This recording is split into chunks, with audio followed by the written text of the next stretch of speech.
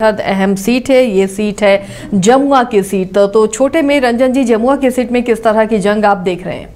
देखिए, जो जमुआ की सीट है उसमें प्रत्याशियों की अदला बदली हो गई है।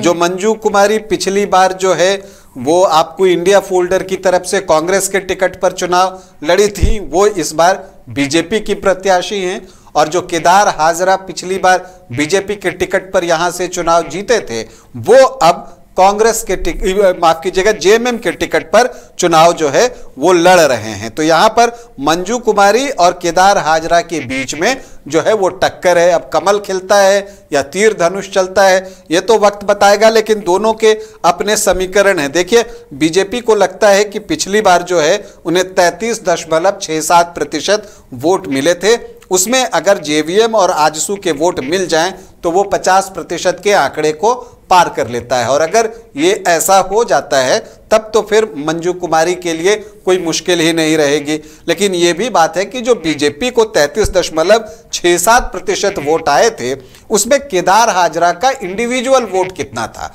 अगर वो वोट उसमें से निकलता है तब फिर जो है जेएमएम की स्थिति कैसी रहती है। जेएमएम को लगता है कि पिछली बार मंजू देवी को 23.21% वोट आए थे और इसके अलावा माले को 9.17% वोट आए थे। तो अगर वो दोनों को जोड़े तो वो 32-33% के आसपास पहुंचता है। लेकिन यहां पर भी वही सवाल है कि वो जो 23.21% वोट थे उसमें मंजू कुमारी के वोट कितने हैं। तो अगर सीधा सीधा आप देखें तो आंकड़े आपको दिखते हैं कि बीजेपी को अगर आजसू और उसके वोट जेवीएमपी के वोट ट्रांसफर हो जाएं तो फिर उनके लिए मुश्किल नहीं होगी। लेकिन एक चीज और भी है कि यहां पर देखिए, जो मुस्लिम वोटर्स हैं वो 19.8% एसटी बहुत नहीं है 5.56% और एससी 15.4%। तो इसमें बंटवारा होगा।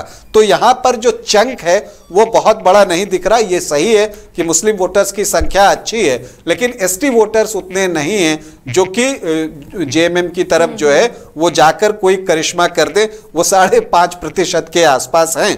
तो फिर भी ये चुनाव, चूंकि केदार हाजरा जो हैं वो यहां से जीतते रहे हैं, 2 बार के विधायक हैं, तो उनकी एक अपनी पकड़ है। लेकिन चूंकि 2 बार के विधायक हैं तो एक एंटी इनकम्बेंसी भी है और कुछ ऐसी ही रिपोर्ट आई होगी तभी उनका बीजेपी से टिकट कटने की बात हो रही थी। तो एक चुनाव जो है दिलचस्प चुनाव है, लेकिन इस आधार पे आप किसी को विजेता अभी घोषित नहीं कर सकते। बराबरी का ही मुकाबला होगा। अब इसमें बाजी कौन मारता है ये 23 नवंबर को पता चलेगा।